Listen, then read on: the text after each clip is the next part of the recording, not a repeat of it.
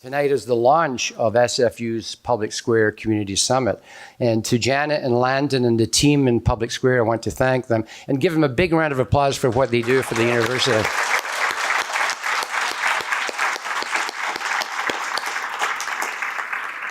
Now, we're also celebrating SFU's 30th birthday, not my 30th birthday, the university's 30th birthday downtown. And what began as a very modest storefront on House Street in the 80s has morphed into what is now the largest post-secondary presence in the downtown. We have 9 different locations spread out across downtown, and we continue to expand and continuing to bring more and more programs, such as tonight. So I want to thank all the people who come along tonight as part of the audience. You're in for a very engaging evening. And to get us started, I want to introduce someone who will be your moderator tonight, who has been very supportive of our research in the city since we began. Please welcome our Vice President of Research, Dr. Joy Johnson. Well, it's an absolute pleasure to be here this evening. We've got one of these wonderful problems, and that is we don't have enough seats in the house tonight. And so if you get tired, tap someone sitting on a seat on the shoulder and say, "My turn for a seat." We really are thrilled to have you here with us. And we're really pleased to be talking about a really important issue, and that is disinformation. The disinformation age, innovations in research. So tonight's event is presented by the university's innovation strategy, SFU Innovates, and by SFU Vancouver. So happy birthday, SFU Vancouver. We're really pleased to be celebrating with you.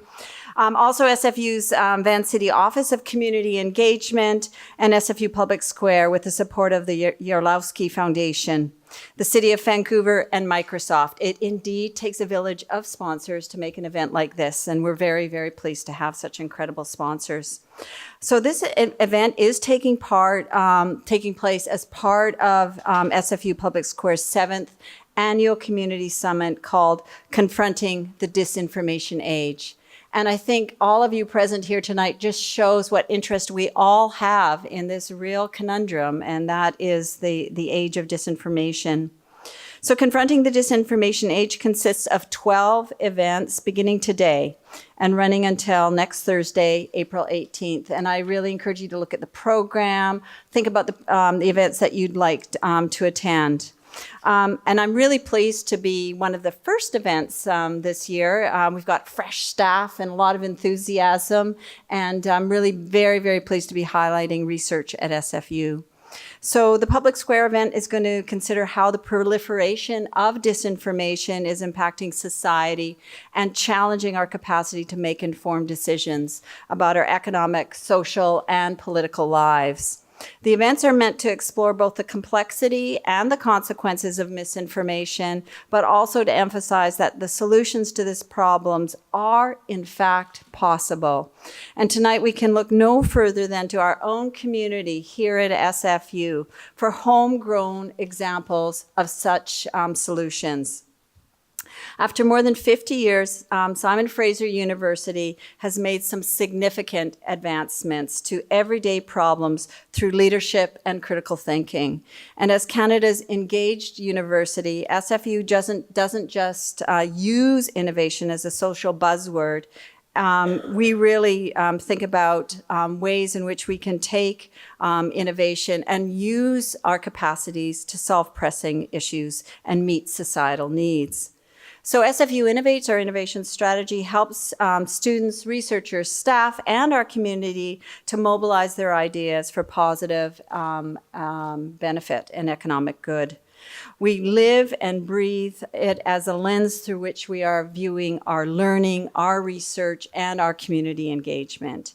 And we do that by really convening diverse minds and cultivating robust partnerships. So this combination creates relevant and pragmatic solutions that come from our amazing research community. So over the course of this evening, we're going to hear about exciting research and innovation by staff, faculty members, and students.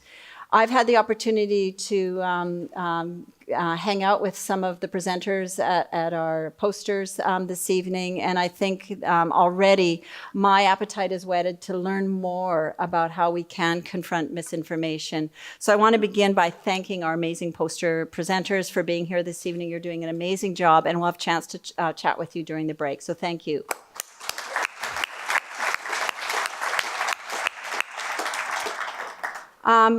The way it's going to work tonight is that we're going to have a series of presentations, and then they're going to be quick, and they're going to be on time. And we have an amazing timer here who will be holding up posters to give the timers a bit of a cue about how much time is left. And I would encourage you, when you hit the 1 minute mark, if you don't get their attention, to stand up and hold up that sign, because we want to keep this, moving along. After the presenters do their brief presentation, I'm going to call them all up onto the stage, and I'm going to ask them some really hard questions. But actually, we're going to have a bit of a discussion. Following that, we're going to have a break and give people a chance to stretch their legs and interact again with the poster presenters who are here with us this evening. And I encourage you to go ask questions, learn more. We really, as I said, have some really great faculty, staff, and students in the room tonight. So the presentations that we're experiencing tonight are going to showcase how we are confronting digital disinformation in the post-truth era here at SFU. I hope that you're going to be inspired by what you hear, and I encourage you to take time during the break to also engage with our speakers. In these polarized times, I really do believe that connecting with each other, hearing one another, talking about our differences, and working together on solutions is critically important. And so I am really very, very pleased to be here tonight. So let's get things started. I'm pleased to introduce tonight's first speaker, Ahmed Al-Rawi. Ahmed is an assistant professor in the School of Communication, and he's going to be presenting his research on fake news discourses on Instagram. Ahmed has been studying social media and news for over 5 years and has published many peer-reviewed research papers. He's introduced the concept of news organizations 2.0 and examined several aspects of news production and consumption practices in his career.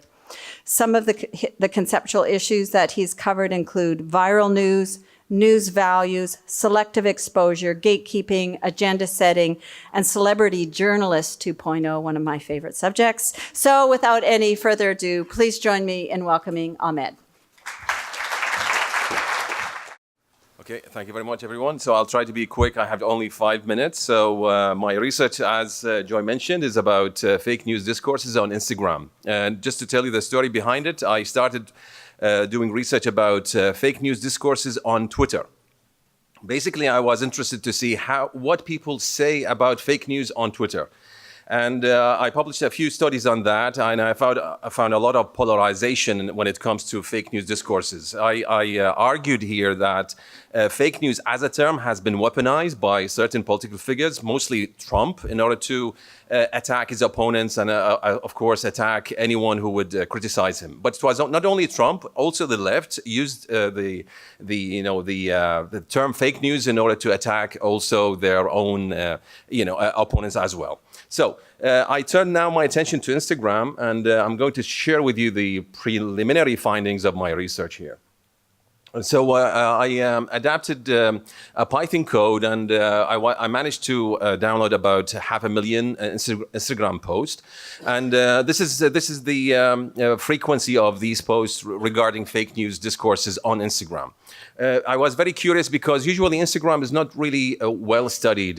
Most of the attention has been on Facebook as well as Twitter, but less on Instagram, probably because they think it's just for young people. But I found something else as I will share today with you.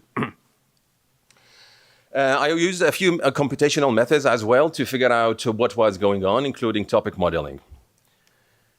These are my research questions. Probably I will skip these ones, a bit boring, but I wanted to see the nature of the top Instagram posters, and here specifically who posts most regarding fake news. And So this is like a visualization of the Instagram post, and especially the hashtags. Of course, fake news comes first, but you notice CNN has been repeatedly mentioned here. And I noticed that there has been a lot of attacks against mainstream media, mostly by Trump and by Trump's followers. And it was mostly CNN, followed by CNBC as well as ABC. And less voices were against Trump, as well as Fox News. So again, the bigger the font means the more recurrent the terms are used in the posts. So in this will show you, or give you an idea that it's not only Trump followers, but also those from the left attacking Trump as well. So it's just like I would call it like a war. And they actually use the word meme wars because they use images to attack each other or to demean each other. So basically, Instagram, I'm arguing here, is being weaponized by different parties as well as followers. It's again, the problem is not being researched enough. Yeah, so that's the theoretical part. I'm going to skip because it's a bit, too much. And I'll move on to the most recurrent or top used hashtags. And again, as you notice, this fake news comes first, but also MAGA, which is Make America Great Again, has been among the top, which again shows you that most of those who talk about fake news are Trump followers, praising him, and as well as conservatives, Make America Great Again as a term, but also CNN. CNN has been specifically targeted for many reasons. In my view, it's because CNN has been very critical of Trump, and that was one of the ways of, showing that CNN is a fake news organization. Okay. And of course, the last one is Trump 2020, which is a lot of followers were preparing for a Trump re-election. And this is like, again, I have 1 minute. Okay. So this is the preliminary finding. Most of the top users are pro-Trump, less are anti-Trump. Now, I just want to show you this. This is from the pro-Trump users. This is one of the top ones.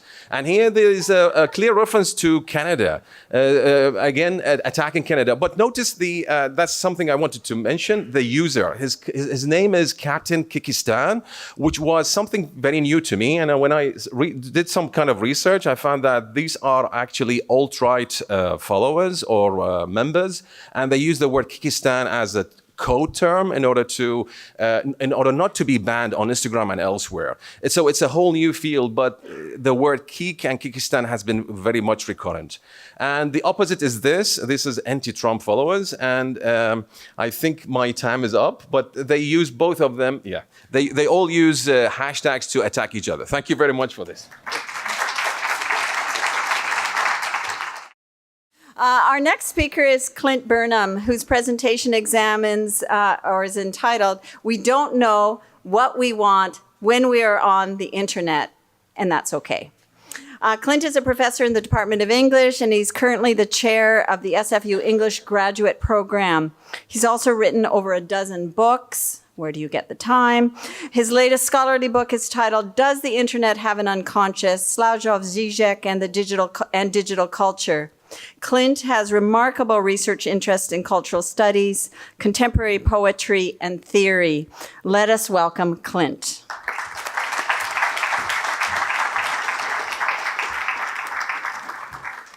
Thank you, Joy.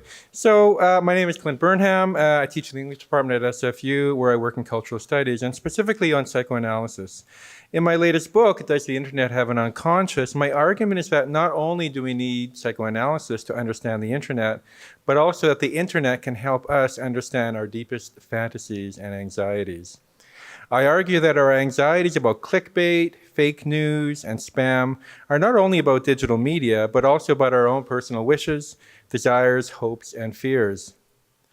What I want to do here is to navigate between internet phobia, which is often just a kind of generational or anti-millennial racism, and digital philia, loving it too much. Between seeing our interactions on the social media as a matter of the empiricism of machine learning, I don't love big data, and seeing it as a nefarious attempt by the internet to control us, or what I call left Trumpism. I want to counter the exceptionalist rhetoric by which internet and digital culture is presumed to be fundamentally different from, and usually worse than, other or analog forms of media. So-called fake news is postmodernism 2.0, what Jean-François Lyotard called a suspicion towards grand narratives of truth, progress, and enlightenment. As Nietzsche said, there are no facts, only interpretations. I don't think Trump has read him, though. Fake news is a symptom of revolt. Consider the Italian phrase che vuoi, or what do you want? The internet shows us what the psychoanalytic theories of Jacques Lacan, Slavoj Žižek, and Alenka Zupancic tell us, that our desire is always wrapped up in the desire of the other. This is what is so liberating and terrifying about algorithms. Those machinic codes that suggest books or movies to us are terrifying not so much when they are wrong as when they are right. Then again, when we see someone texting, this also troubles us, because we are confronted with the abyss of desire in the other. This bothers us because we don't know what we want. Those teenagers always on their phones, those damn millennials. Also an example of intergenerational angst. My parents worried in the 1970s that I watched TV too much. Go outside, they would say. We say the same thing today about kids. And then when they do Pokemon Go or do it for the gram, people again object that they're going outside in the wrong way. So these are moral panics, like rock and roll in the 1950s, heavy metal or rap in the 1980s, or believe it or not, in the 19th century, parents worried about their children reading novels. Or consider distracted driving or texting while driving. The real problem, I would argue, is not people texting while they drive. The problem is that people drive while they text.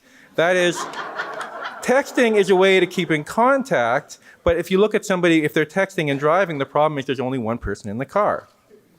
So we have this passionate attachment to our phones. Why else do we get phantom texts that vibrate? Why do we think we feel it? Think of the phone as an object. We keep it near our genitals, our wallet, in our purse. It's like sex or money. So when we send texts, it's already intimate. It's easy to do. We can do it from anywhere. And it's the same thing as when we receive them. They grab us by our lack.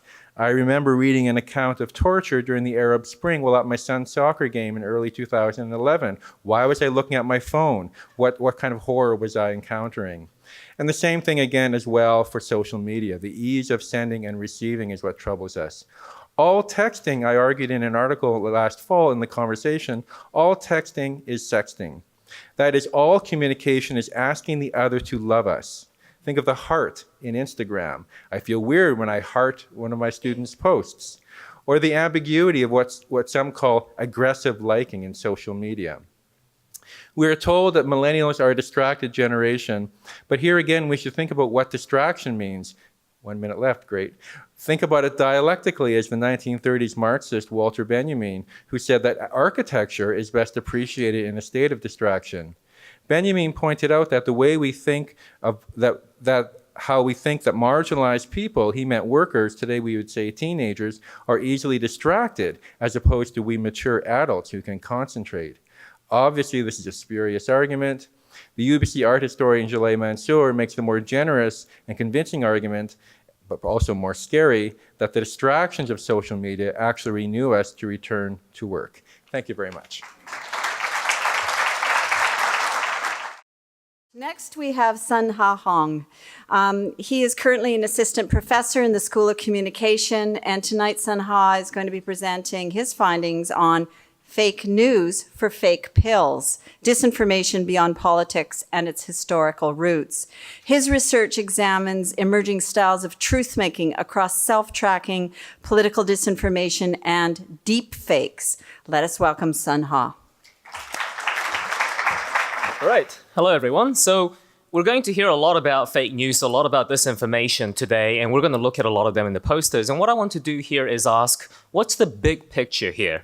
Because yes, there's the Russian trolls, yes, there's the white supremacists, sadly they exist, but the problem actually goes far beyond that. And today I want to point out 3 of these beyonds that we should also be paying attention to.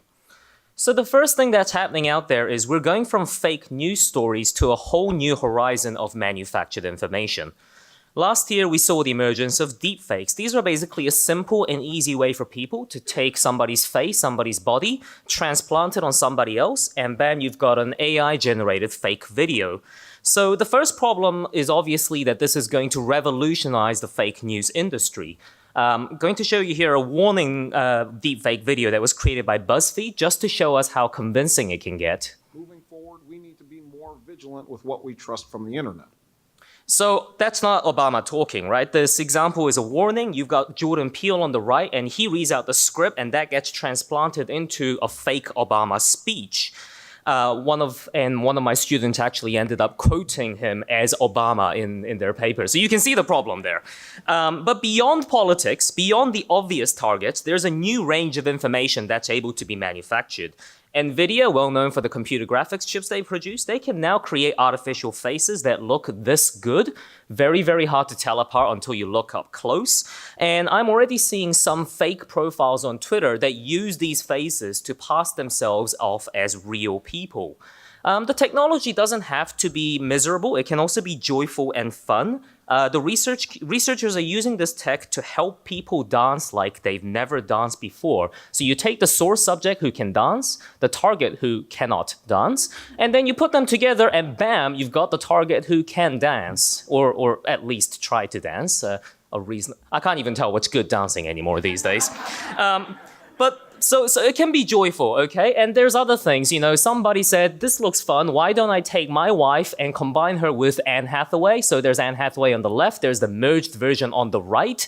And this was done with the wife's permission. It's all, it's all well and good, just for good fun. However, if you look on the darker reaches of the web, there are now people saying, hey, I have some photographs of my friend or my classmate that I got off Facebook and Instagram. Can you use this to combine her with a pornographic video on the internet so that I can masturbate to it? So this is a real request that's out there that's been considered. I don't know if that particular video that got made. But so the kind of context where we're going to face these fakes is multiplying.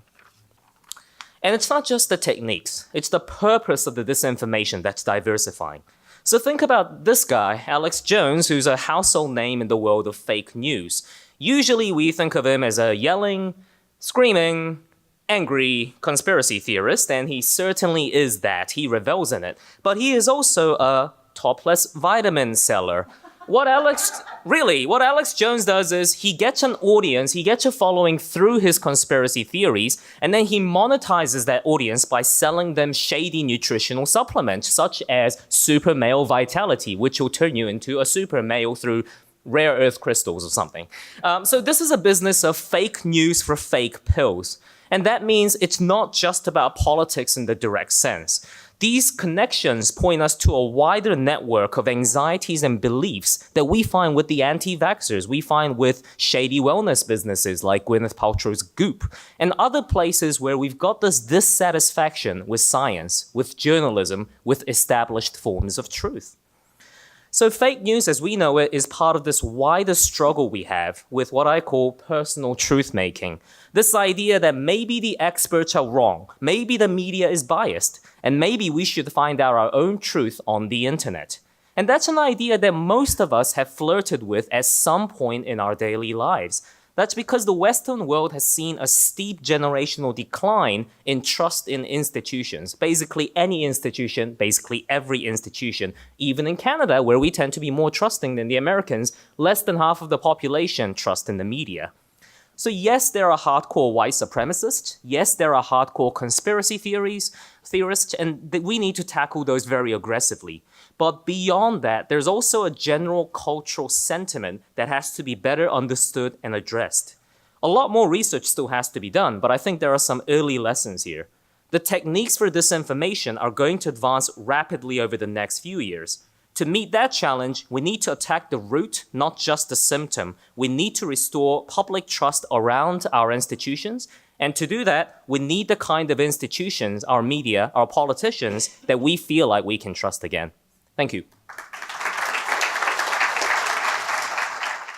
Next, we have Maita Taboda, and I'm really pleased to have you with us.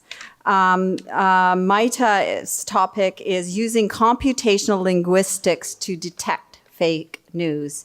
Maita is an SFU linguistics professor, and she's presenting on some novel research which really lands at the intersection of linguistics, computational linguistics, and data science. Her recent research involves the study of constructiveness and toxicity in online news comments and a comparison of fake and fact-based news stories. Please join me in welcoming Maita.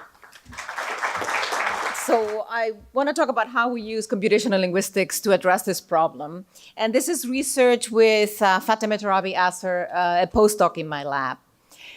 The basic premise here is that we can detect the language of fake news, that the language in which fake news is written is very different from the language of fact-based news. Forget about the source of the news, the spread, the particular website where it's posted. We just want to look at the language in isolation and see if we can find linguistic patterns that make it different from real news. And the methods we're using here are multidimensional analysis of different linguistic features and machine learning and deep learning methods. In other words, we're using the algorithms that gave us fake news to detect it. So Fatema and I started working on this a while back, and we ended up writing a paper about how we couldn't write a paper about this. So this is a paper that is to appear in the next few weeks in the journal called Big Data and Society. And what we say there is basically that, yes, fake news is a problem, and it is mostly a big data problem. It's the availability of lots of data online and the ability to spread it that has made it a problem. But we researchers are trying to solve it with small amounts of data, because the data samples that we have are too small to solve the problem. So what we have in that paper is a call to arms to other researchers, but mostly to the platforms that host so much of that, to make it available and to let us researchers use it to do research, to investigate the characteristics. So as I said, our first task is to find in machine learning, find positive and negative instances of the phenomenon. And this is what you do for any classification task. If you want to find out if an email message is spam or not, you have a lot of email messages that are spam and look for characteristics. So those are the positive instances. And the problem is that you cannot go to fakenews.net and download the entire contents of that website, because fake news publishers publish real news. They often republish information from other sites to make themselves more credible. So they mix fake with fact-based on the same website. So while that sounds like an easy way to get a lot of data, it's not reliable. What we need is individual instances labeled article by article by a human with information and knowledge of the subject matter to tell us that's true and that's not. And that's time consuming and that's difficult to get. That's where we are in a small data problem situation.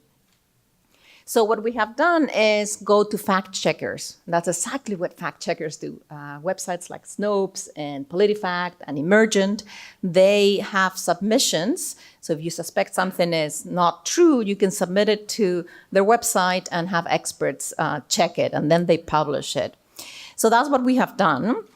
And we have a data set that we have made available to the public, and it's got about 10,000 articles. In big data research, that's puny. That's, it's a really small amount of data for the kind of work that we want to do. We are doing some work with this data set, and there's lots of numbers there, but two things that to draw attention to.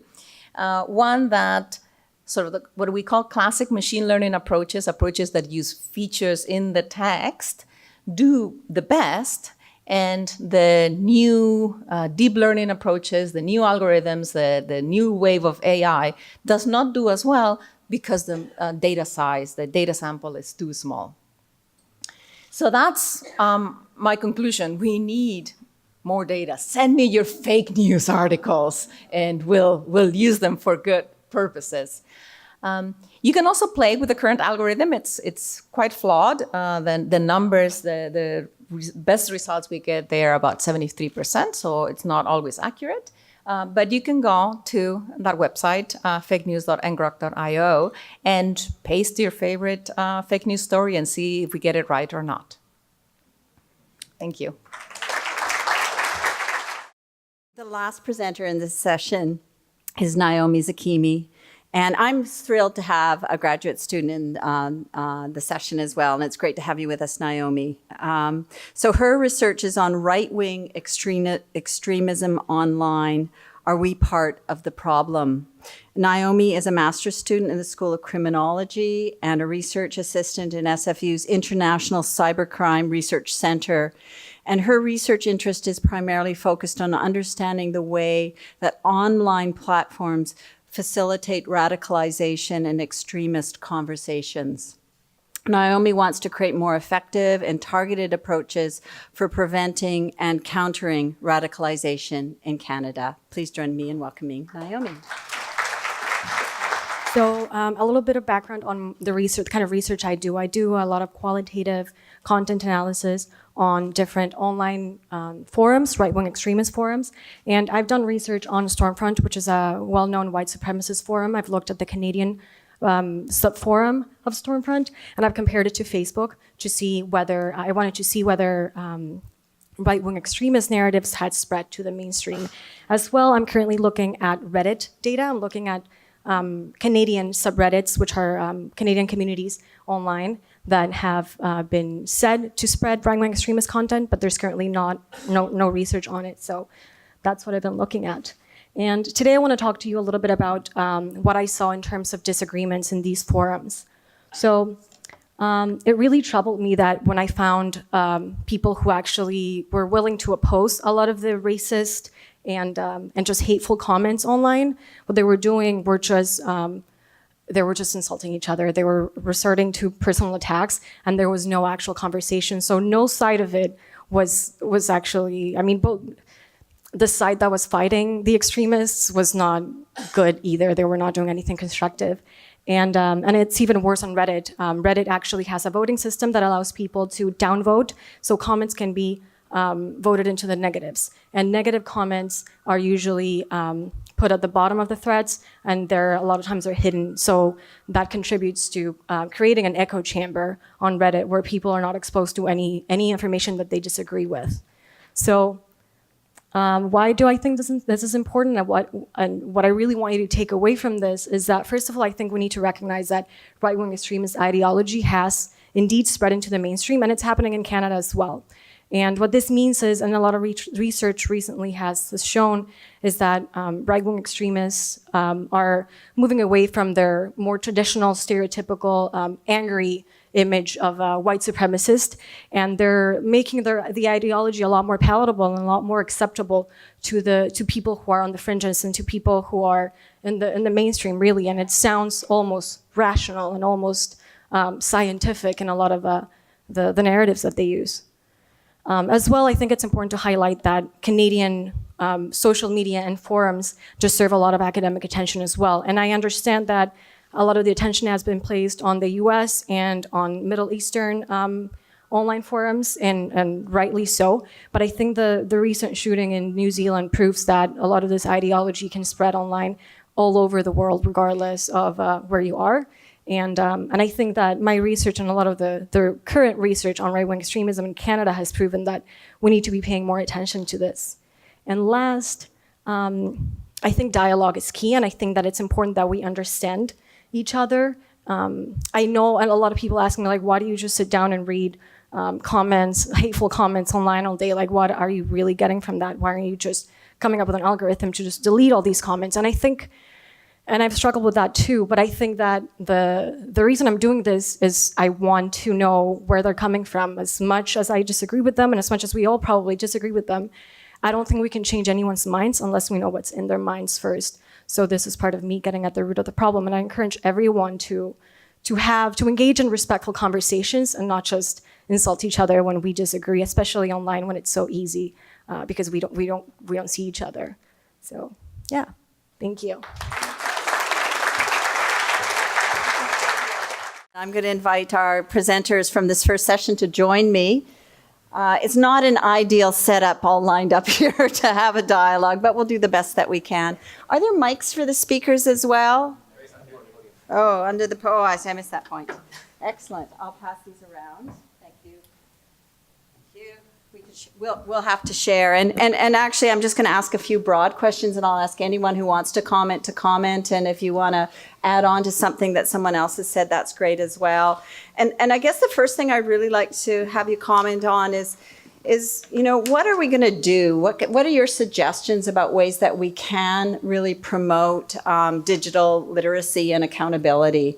Are there strategies that we can use, or do you have ideas about that? Who'd like to jump in on this?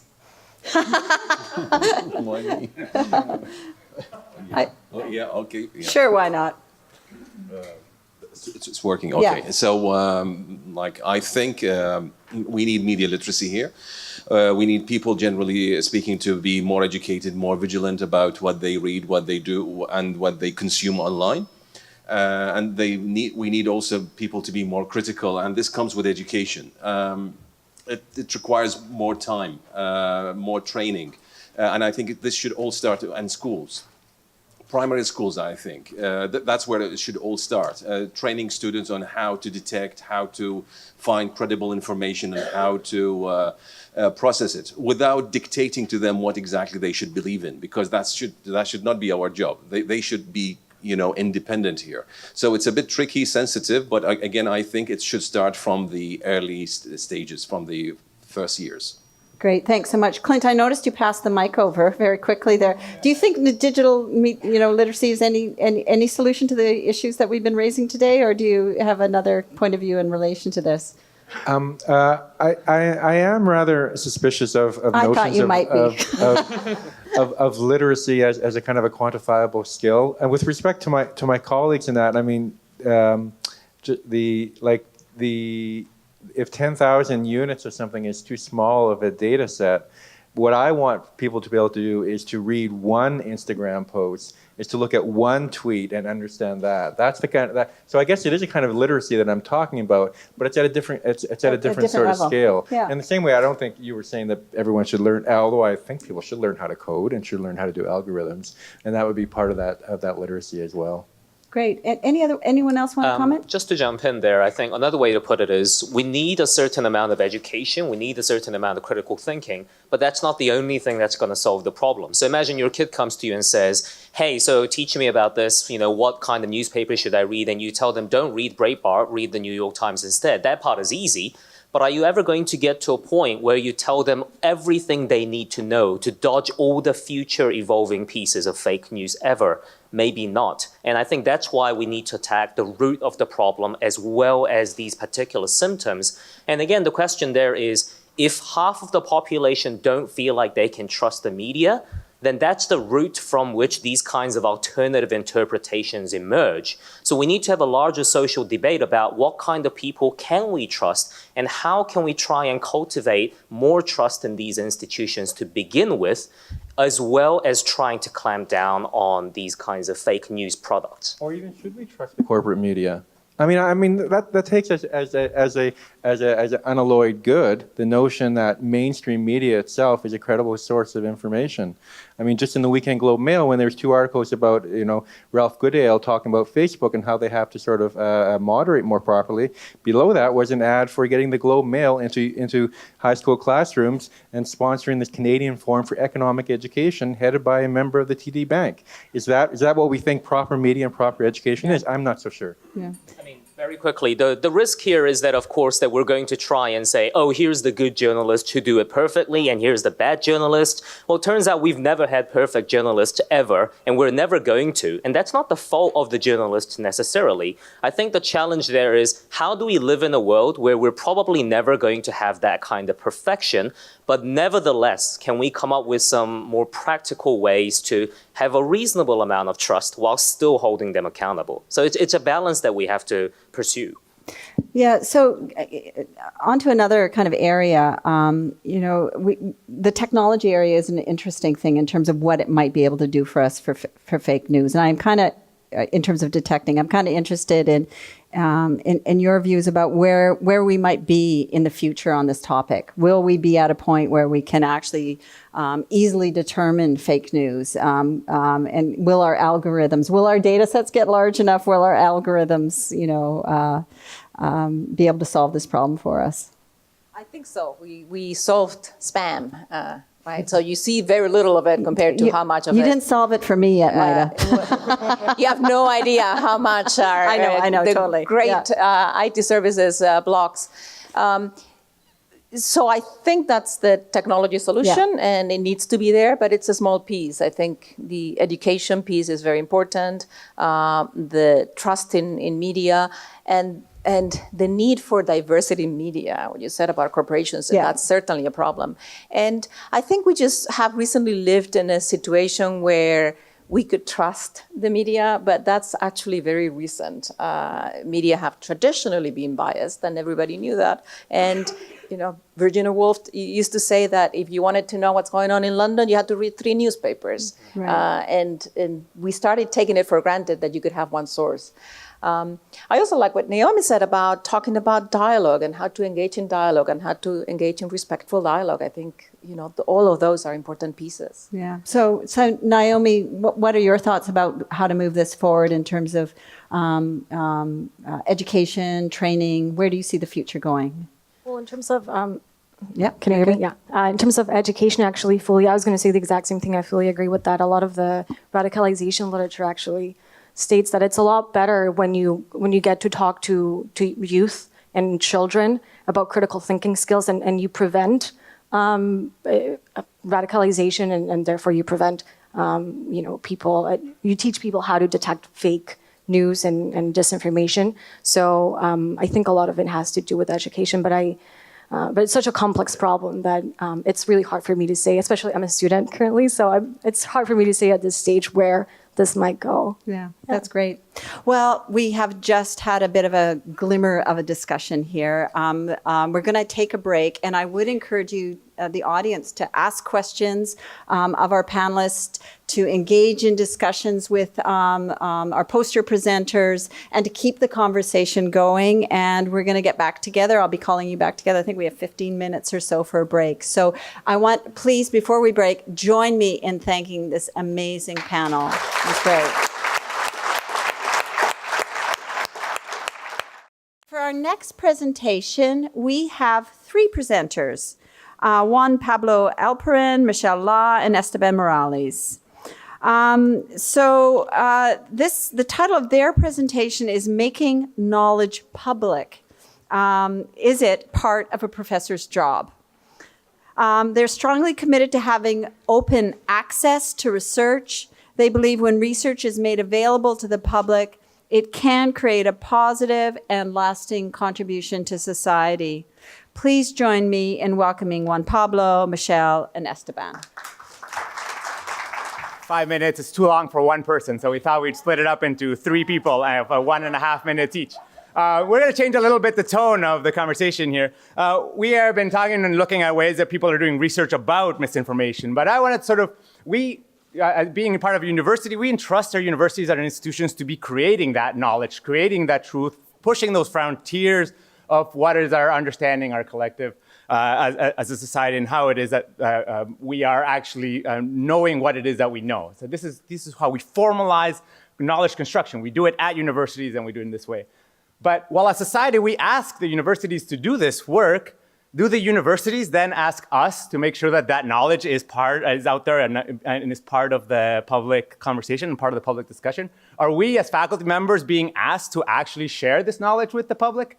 To find out what we have been doing at the Scholarly Communications Lab, we've been doing a research project to study review, tenure, and promotion guidelines. These are the documents that, for those of you that are not part of academia, these are the documents that when we go up for a performance review, for a salary increases, for a promotion, for any kind of career progression, these are the documents that explain how it is that we're going to be evaluated. This is what we're measured against. Right? And so we collected hundreds of these documents from over 100 institutions in the United States and Canada, a representative sample of institutions. We looked at those documents and started to look at the words that were contained therein. And we also surveyed faculty members at the institutions for which we had documents. And what we find some encouraging signs when we look for things like We look for the words public, just like to see how it's present, public, the word community, and the concept of public and community engagement. What we find is that at the research universities, so the top bars on each of these bars, these are the universities that are really focused on research, that we see those words presented quite a bit. When we look at the comprehensive universities, Simon Fraser University would be included in that category. Again, still present. And at the baccalaureate, the undergraduate, primarily institutions, it's a little bit less. But we find instances of these things. And you'll see, for example, the concept of community engagement is actually quite present in those master's institutions. So that's sort of the encouraging side of the equation. But when we find the language around these things can be a little vague, and when we look at the more specifics of what we're asked to see, we look at the words around metrics to see how are the things that we're actually going to be measured against. These are all citation metrics, metrics of how many times the research has actually been cited by other academics. We find that that's actually talked about also at a very significant number of institutions. And what's talked about almost at every single institution, over 95% of the institutions across the board, actually also across disciplines, is traditional research outputs. We talk about publishing articles, books, and monographs. And these are all things that are really sort of focused on the conversation that us academics are having amongst ourselves. So can you hear me? Yeah. So after reviewing all these documents, we went and asked faculty what they thought of these concepts. So for example, we asked them, how do you define impact? We were expecting what it means impact, right? We want people's lives change. We want new technology. We want things changing in society. But what we got was something like impact factor, that is a number of citations, or just rankings, meaning how we are being assessed by other academics and other faculty. Something similar happened when we talk about quality. How are they defining quality? What we found was something like number of rejections in journals, something like the strictness of the review process, how hard it was to get published. It was really hard to get published in the journal, so that's a really good journal. Again, it's something about academics and academics, not against the community.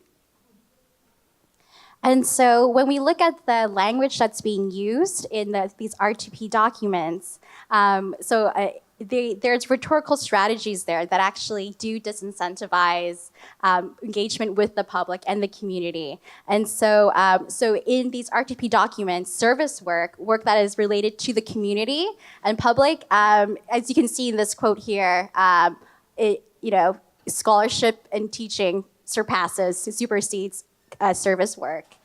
And then if we go to the next quote here, the language that we found that's in our surveys from our respondents mirrors that quality is equated to publishing in basically to ourselves, where our audience is academics.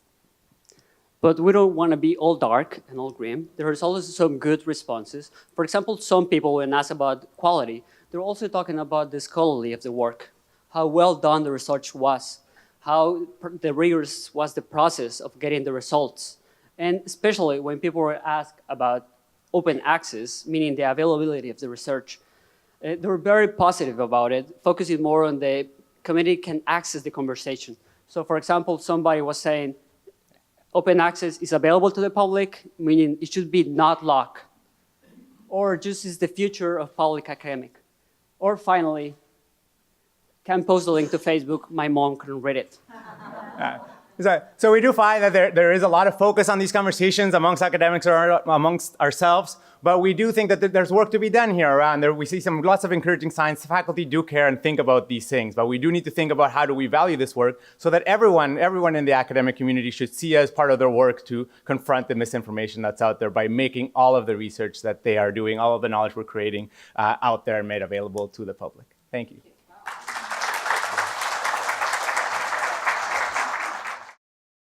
Next up, we have Jenica Ebing, and she's presenting her research confronting misinformation in chronic health support groups on social media, and a proposed local solution. Jenica is an undergraduate student. It's great to have an undergraduate student with us this evening at SFU's School of Communications, and wants to create a more accessible resources for chronic health patients. In her spare time, Jenica volunteers at the Royal Columbian Hospital Foundation. Please join me in welcoming her to the stage. Anthony William identifies 11 benefits of celery juice. I'll give you my top 3 favorites, quoted from his blog. Number 1, it fights autoimmune disease. Pathogens are actually the true cause of the inflammation that's mistakenly considered autoimmune. Celery juice's sodium cluster salts can break down and flush out these pathogens. Number 2, contains undiscovered sodium cluster salts that these reverse illness. These act together as an antiseptic when they make contact with viruses and bacteria, the troublemakers responsible for chronic illness. The salts begin to break down the pathogen cell membranes, eventually destroying them. And number 3, it neutralizes and flushes toxins out of the liver. Celery juice's sodium cluster salts, big word here, binds onto neurotoxins, dermatoxins, and other viral waste, as well as those other troublemakers we mentioned, and draws them out of the liver. Anthony William ties off this blog post by stating, learn more about the miraculous healing powers of celery juice. In medical mediums, celery juice on sale today on Amazon for $12. The reason why I mention Anthony William is that he has 3.3 million likes on Facebook. He has 3 New York Times bestseller books and provides medical information from a spirit guide. I know. He has 0 qualifications to be giving medical advice. With this context, I'm going to backtrack to the beginning and on how I actually became involved in this world. So, my name is Jenica Ebing, as you all know. I'm a 4th-year communication student, a researcher, volunteer at RCH, and I'm also a patient with chronic illness. 2 years ago, I was in a health crisis. I joined Facebook groups for answers on my new diagnosis and the opportunity to speak to others like me. The immediate visceral shaming from group members that accompanied my decisions to actually listen to my doctor regarding certain procedures actually shocked me very deeply. But the problem is, I'm a researcher, so I got curious. Patients are accessing support networks on Facebook, which are rife with misinformation. The support suggestions and natural conspiracies that can actually result in adverse health effects and dangerous delays in treatments. That's what I found. For example, within the video I described in the beginning of this presentation and blog post, patient testimonials stated that they were able to go off their medications. Some conditions, like Hashimoto's thyroiditis, require medication that replace something the body no longer produces. Going off medication is therefore dangerous. The lack of academic research around this area of misinformation is also surprising on 2 groups that are for chronic illness that I'm on and are also science-based. I asked them about their experience with misinformation. I got over 200 comments. I'm calling on the research community today to explore this avenue with me and help these patients tell their stories. So, I did mention a solution, not really permanent solution. It's more of a stopgap measure. So research has established positive outcomes associated with getting appropriate self-management strategies. However, we often don't necessarily acknowledge the need to support patients both physically and mentally. I propose that we do more to connect newly diagnosed patients with the resources that we actually do have available in Vancouver. Expanding information already on HealthLink BC, creating toolkits for patients, and creating a repository of information specifically geared towards chronic conditions may prevent the need to use Facebook for support. Until we can understand how to engage those who are misinformed, we can work to help members of our community learn healthy, evidence-based self-management strategies. Acknowledging this issue, researching the impacts, and engaging patients through the patient-oriented research framework that I'm a big fan of may create a meaningful dialogue for this issue. I'm going to conclude my story with the following anecdote, tying back to my favorite topic, celery. So I recently posted a video on YouTube for one of my class projects, and the project's benefits to combating chronic health misinformation and my own personal connection to it. When I forwarded it to my mom, because that's what you do, she told me that YouTube's autoplay brought up a video which looked like it was an actual practical explanation to of a woman's experience with the celery juice diet, But it was just another advertisement for the cleanse, touting benefits that don't exist. Thank you.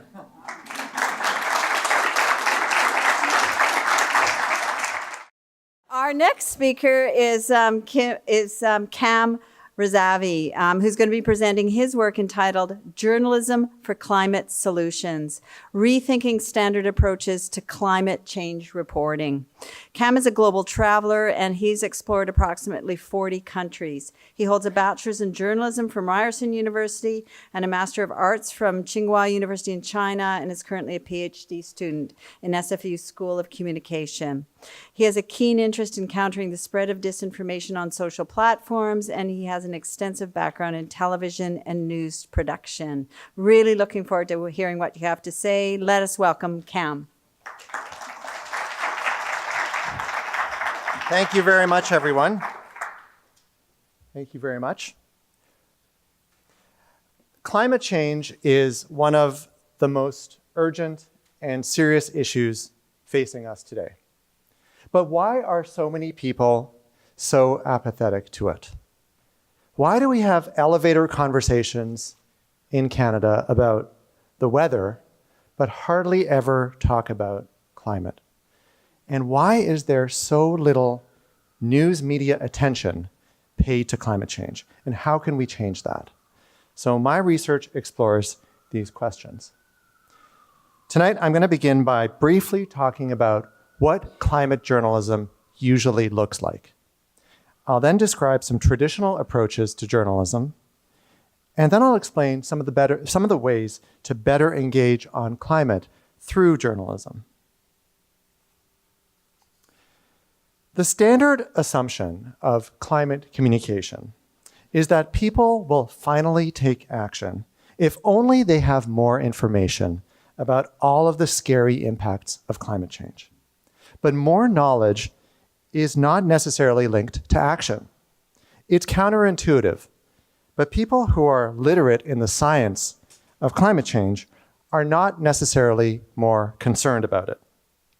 What shapes their perceptions about the risks, far more than the research, is their circle of friends, their political affiliations, their communities, their upbringing, their education, and their values. Now, another standard feature of climate journalism is doom and gloom. We've all seen the videos of the ice sheets breaking off and the stricken polar bears. However sad, people will not act on goals they see as impossible. What can I myself do to change that? And finally, climate stories emphasize individual and consumer choices, recycling, plastic bags, paper straws. Now, those are all great things, but they gloss over the importance of political action, the need to get politically involved as a collective, and the role that system change plays. Now, here are some traditional approaches to journalism. I want to set what I mentioned about climate journalism against these traditional approaches to news. Journalists are supposed to act as monitors or watchdogs. Our job is to speak truth to power, hold the politicians' feet to the fire, sound the alarm. Our job is not to facilitate informed debate. It's not to engage audiences on solutions. But why not? The second tenet of journalism is this idea of detachment. We gather the facts and relay them objectively so the audience can make up its own mind. But we need to engage audiences much more creatively than that if we're going to get people engaged on climate. And finally, journalists are supposed to seek balance, usually by telling both sides of the story. But what if one side is less true than the other? Or what if one side is not true at all? So we need more complexity. So how do we engage on climate through journalism without directly advocating for things? Well, it's crucial to know your audience. So Yale University breaks down the American population into 6 different groups, 6 Americas, based on their level of concern about climate change. And as you might imagine, people who fall into the alarmed or concerned groups are the most likely to be responsive to messages about climate change. So it's really important to speak to people, not by shoveling facts at them, but by speaking to them through their values, their emotions, and through perspectives that they're familiar with and that make sense. This is a challenge to monitorial, detached, objective, doom and gloom, individual choice, standard mainstream journalism. Finally, consider positive psychology and solutions. Like journalism, psychology has long focused on treating problems. So conversely, an emphasis on positive emotions enhances our ability to look at the long road, to connect the dots, and to think creatively for ways out of complex problems. In short, to eliminate the hope gap. And that is why solutions are so important. And here are some sources. We can talk about them more after if you're interested. Thank you.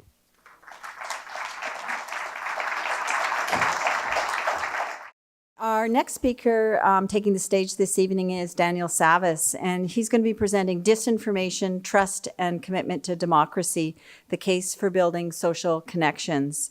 Daniel is a public affairs research specialist with 30 years of experience.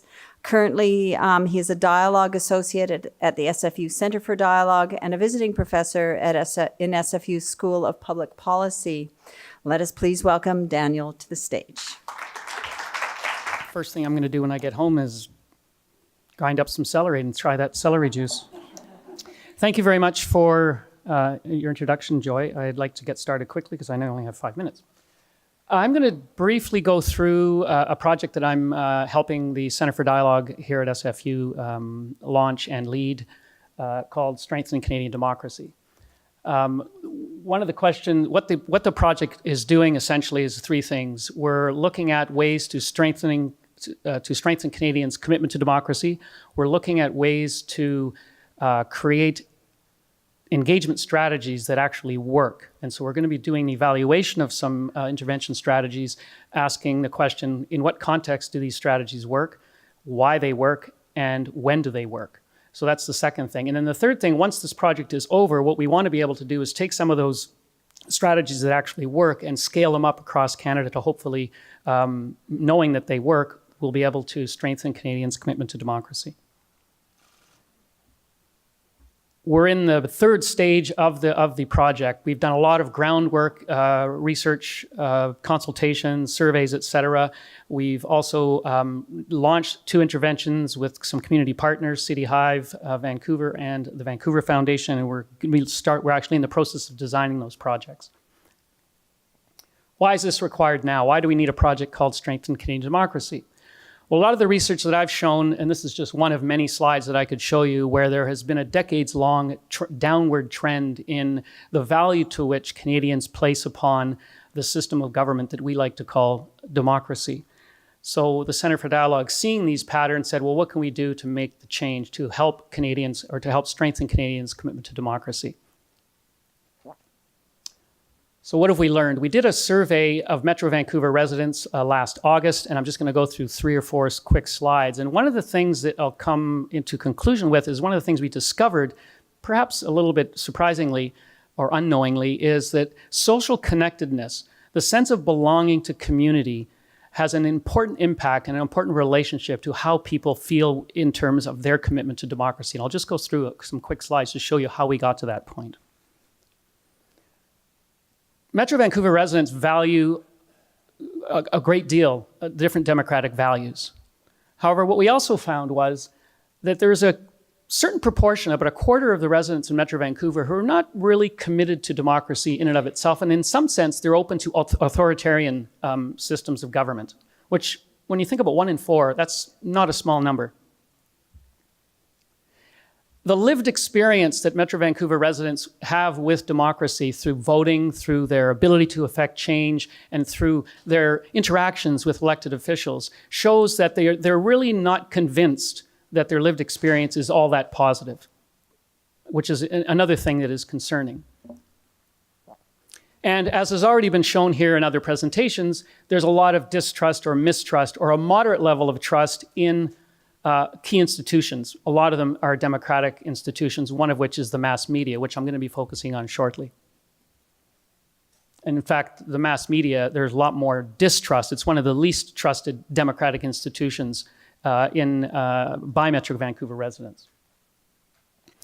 What we found, in addition, when you do a little bit more analysis, is that distrust in media and distrust in institutions like Parliament or elections is actually strongly associated with a number of things. One is with a lower commitment to democracy, a lower sense of agency, if you will, in terms of how people think they can affect change in our society. And I've forgotten the third one, so I'm going to have to look here. They're more likely to, or less likely to participate in democratic activities. So distrust is actually a problem in terms of commitment to democracy. And the surprising thing that we found, and I don't have the numbers here because it'd be far too long, but when you think about, we asked the question, how strong a sense of belonging do you have to your neighborhood, which is in some senses a strength of commitment to community, it almost reverses that distrust. And this is something that we're going to be pursuing further in the research with the Strengthening Democracy Project, Strengthening Canadian Democracy Project, and in the interventions that the project is going to be undertaking over the next year and a half. Leading up to and past the elections. So what is going to be happening next is we do have the interventions by City Hive Vancouver and the Vancouver Foundation. We're also going to be launching a national opinion poll, renewing some of the same questions that we did in Vancouver across Canada. And so stay tuned and we'll be seeing some more results. Thank you very much for your time.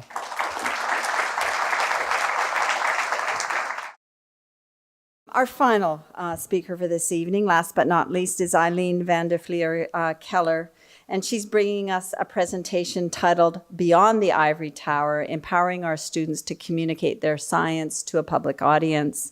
Eileen is an earth sciences teaching professor at SFU and a special advisor on public education. She's passionate about science communication, empowering teachers, and engaging students in inquiry-based, hands-on, societally relevant science. Welcome, Eileen.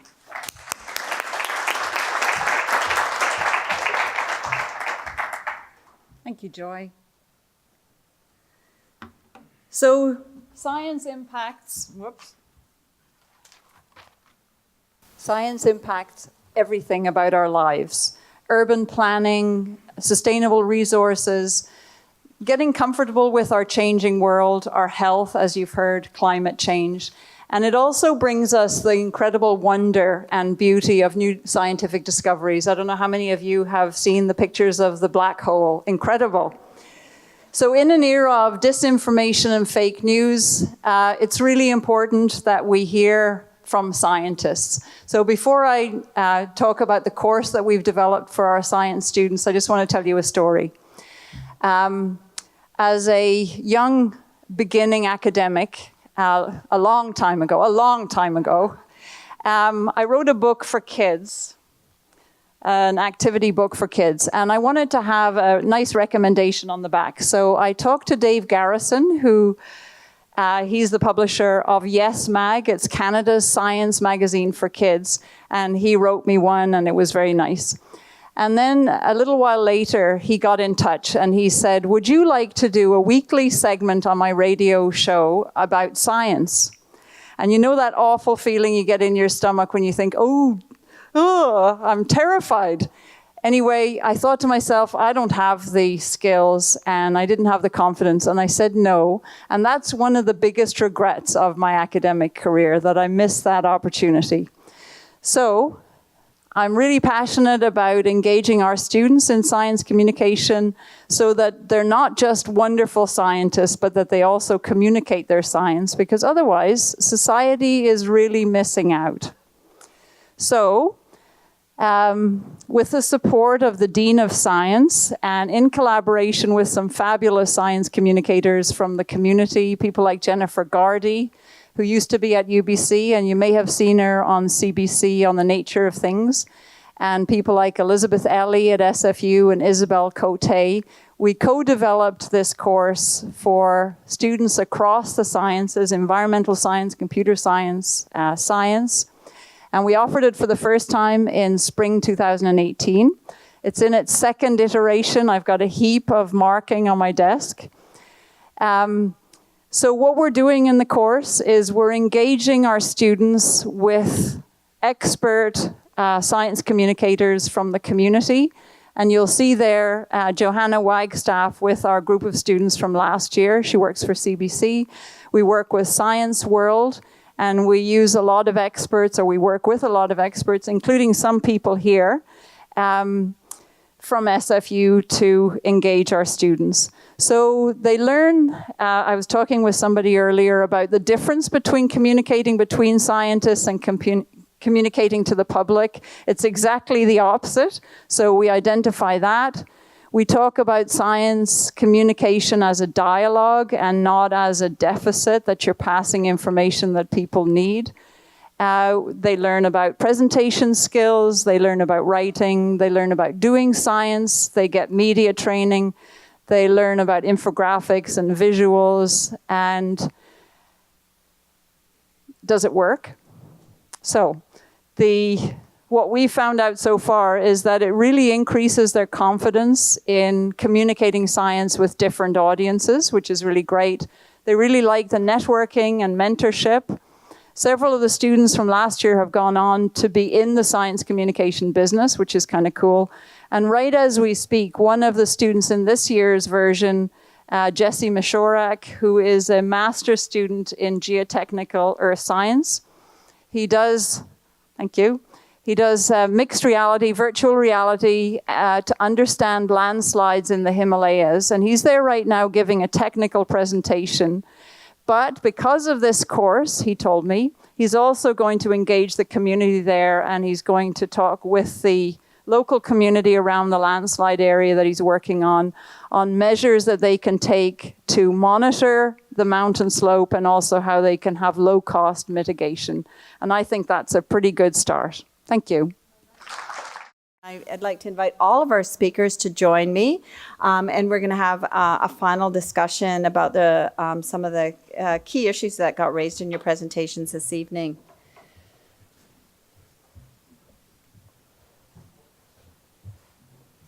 Sorry, you have to sit behind me there. It's a big crowd here. It's a big crowd.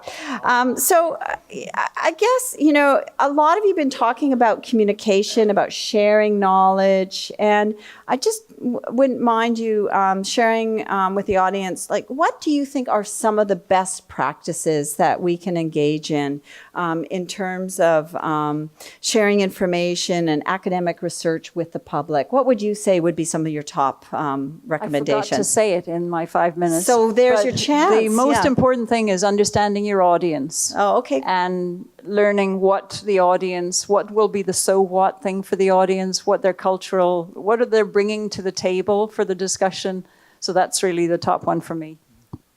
I could just add, as academics, one of the things that I have been trying to sort of advocate and sort of push for is for us to actually just think about the public as also being our audience. Even when we're doing our traditional research and our work that is sort of geared within the little niche of our discipline, that we should still be thinking about the public might actually be interested in this. And there's evidence that the public will download even the most esoteric of research. And so just making it available to them, thinking that they're there, that'll also encourage us to put that research into different forms and to write it into blog posts, communicate it in other ways, which are more directly targeted for the public. But if we have the public in mind from the very beginning with everything that we do, then with that audience being there in the back of our minds as we're doing our work, I think will guide us. Thank you. Other ideas? Yeah. It's all right.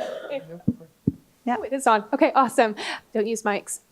So I mentioned in my presentation the idea of the patient-oriented research framework.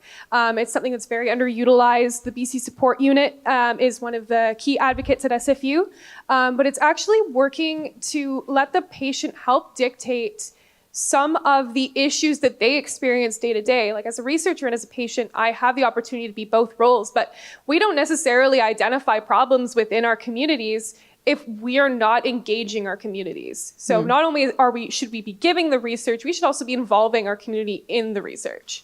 That's great. So it makes sure, it really helps kind of that connectivity, make sure that there's going to be receptor capacity, basically, in terms of the knowledge that we're generating, and that it will make a difference.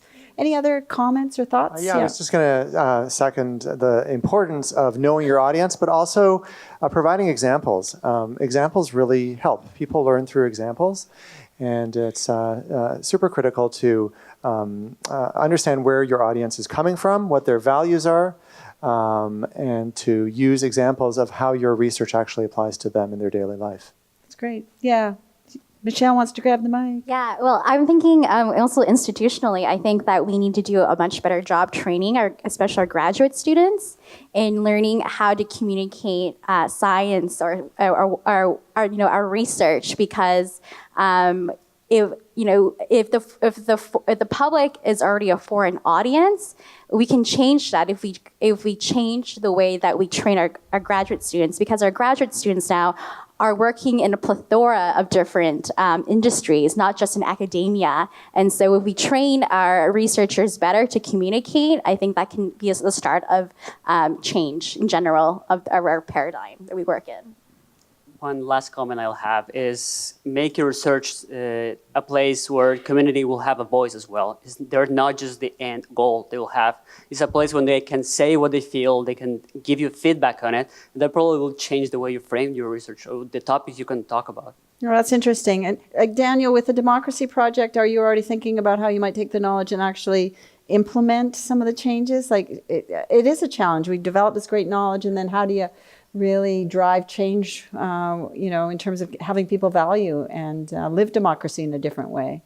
Yes, I think that the interventions that we're undertaking are designed and are going to be designed specifically for that purpose, is to try to figure out, using an evaluation framework to that effect, find out what does work and in what context, and more specifically why it works. Because we might know why something works, but we might know that something works, but we really want to understand what's driving that knowledge and why that's happening. So the strategies, the interventions that we're adopting are specifically designed to help us understand better how Canadians can become more committed to democracy.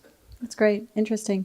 One of the comments I'd have across these presentations, and a little bit happened in the earlier presentations, is this idea of connectivity and of communities, and how we think about establishing those. And I'm wondering if you can comment on what your thoughts are about how digital media and journalism really can build stronger communities, and what role that also might play in terms of really combating disinformation.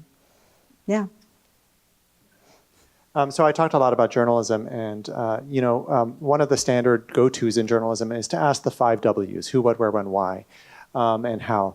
But I find that in order to, a lot of people are mistrustful of the media, and there's a lot of fake information out there, and there's a lot of denialism. So it's really important to understand what the logic of people who may subscribe to information that is patently absurd. What is their logic? Where are they coming from? Why do they believe what they believe? And it's important for us as journalists to tap into that. And one of the ways to do that is through constructive interviewing. So for example, I ask my sources, why do you think the way you do? Why do you think the other side thinks the way it does? What's oversimplified about this issue?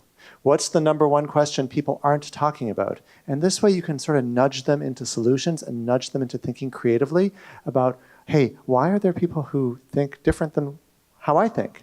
And, that is different from objective, shovel out all the facts journalism. And so that's my message to people in the industry moving forward. It's interesting, though, because I've noticed, particularly on radio, that they'll do a show and then they'll say, or they'll do a piece and then they'll say, and now phone in and give us your comments on the piece. And then all of a sudden the comments on the piece become the piece. And so you're hearing people's mere opinions, which is sometimes okay, and maybe creating community. But, to the point that Jennifer made around disinformation, it also kind of, creates this zone of disinformation as well. So just interested in terms of your thoughts about journalism in that. Well, unfortunately, that's kind of the model of talk radio and, just get your opinions out there. I think it's important to engage with the audience and to, the mechanism that I always subscribe to is to understand what their logic is. Where are they coming from? So if it's a call-in show, I want to ask those difficult questions and understand what their logic is, especially if it's something that I don't agree with. You know, if you get someone calling in saying that they think that, you know, climate change is a hoax, I want to understand why they think that. I might think that's crazy. You know, we might in this room, our SFU might think that that's completely irrational, but to them, it is actually rational. So for example, if I'm talking to a Texas farmer, I might not talk about, you know, melting ice caps and polar bears. I'm going to talk about the weather and why the weather is going to impact his or her bottom line in the crops. So it's about engaging, it's about understanding values, it's about knowing your audience and not just assuming that when it comes to climate change, it's either you believe it or you don't. I mean, it's more specific and nuanced, and to your point, like we really need to know our audiences. Great. Any other thoughts about how either digital media or journalism or this kind of knowledge mobilization can help us build stronger communities and really combat disinformation? I think that there's a role that, and this is one of the reasons why I think it's important when Sanha was talking about the mistrust of institutions, or we're talking about the mistrust of the media, right? That we also need to realize that the role and the place that the community places on the university and on the legitimacy of the knowledge that's being produced at the university. And so that trust, even though in the survey of the Metro Vancouver, universities are high on the trust scale, right? There's still a place where the universities are their role in informing public debate and the trust of the expert and the role of the researcher in society is, I think, diminishing, or is one that's under threat. And this is why I think it's so important for us to, while we engaging the community, starting to also point out, we're in some ways showing them the value of the work that's happening within, right? And so by respecting them and involving them in the work, or by having them in mind when we want to communicate, it's like we are really giving them also showing them the value of what's happening within the university. The more that we speak to ourselves and the more that we are sort of isolated and not engaged with the community, the more that we're just going to make ourselves irrelevant. Yeah, Daniel. I don't know, this is really a tough one, because when I saw the results of the survey showing the link between strong communities and stronger democracy, to make it really simple for myself, I really had to scratch my head and say, well, what is it about building a strong community that translate necessarily into a stronger commitment to democracy and on a number of different measures? And I don't really have an answer at this point. My theory is that perhaps you're not so much building a stronger commitment to democracy, but the link is that building of trust at an individual and a community level hopefully will combat the disinformation, combat the distrust, so that you're building, in some sense, the army of combatants in terms of trust can help defeat the disinformation in some way. I have no clue at this point how to explain that. I'm hoping that by the end of this project, that in some way we'll have an answer of why this might be the case. But I honestly don't know at this point what's the mechanism that causes that translation from trust to. It's interesting though, and I mean, you didn't draw the direct line, but I assume you're drawing a line between disinformation, distrust, and democracy, or lack of trust in democracy. That's the hypothesis at this point. Yes, for sure. But there's a lot more to discover, and that's why we're. So the question around the disinformation age is a big question for all of us in society because of that. That light bulb really went on for me. So thank you. I think one of the other things we have to think about is the flow of information and the pathways of information, and the fact that on social media, a lot of the communication occurs within bubbles, as you were saying. And so we need to think about multiple ways of communicating across that to break those circles. Yeah. It's interesting too, a point I really appreciated that you made as well is that, the talks tonight really, I think are around kind of the real stresses that we experience around disinformation, around the kind of battles. But the point you made about just sharing, the beauty of science as well, like there's also a very positive side in terms of sharing really great research and knowledge and how awe-inspiring that is. And I think that's also very important to remember. So I appreciated that point as well. Any final comments on this kind of connectivity between social connections, information, and the role that media or what can play? Well, I just wanted to say, social media is tailored for virality. Things go viral on social media. And the tech giants, they have weaponized this dynamic. I mean, it's easy to generate traffic and clicks when information is so polarizing and, the echo chamber and the filter bubble. So we need to talk about this. We need to get this out in the open. And that's why I think this conversation is so important, because otherwise, we're going to get even more entrenched into our own filter bubbles and echo chambers. And that's bad news for democracy. And so just speaking on my own perspective, I think journalism plays a really important role in punching past that dynamic. Thank you. Yeah. Real briefly.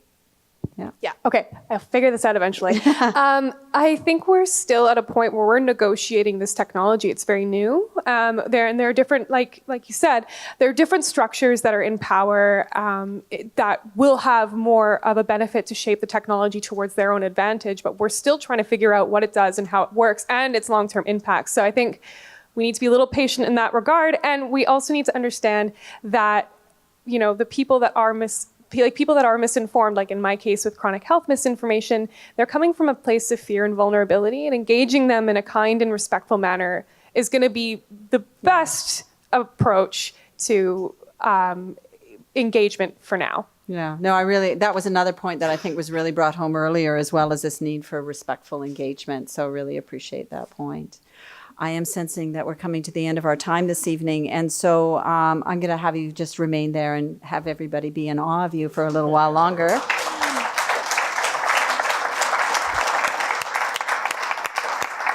I do want to thank all of you very, very much, all of you, for these amazing presentations and for the discussion.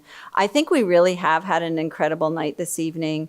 I really appreciate the unique stories and the sharing of these amazing achievements. I have to admit, I don't know if I've ever been more proud of SFU and the amazing work that we're doing. I just think we showcased such excellence this evening. So thank you all very, very much.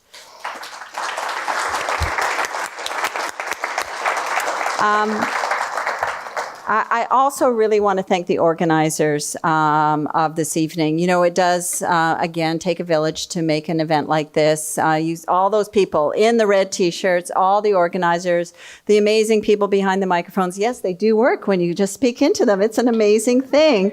And everyone from, the people that really helped with the setup, with the food service, with this sustainable event. I just also want to give a plug for that. So it's really been great. So thank you all very, very much.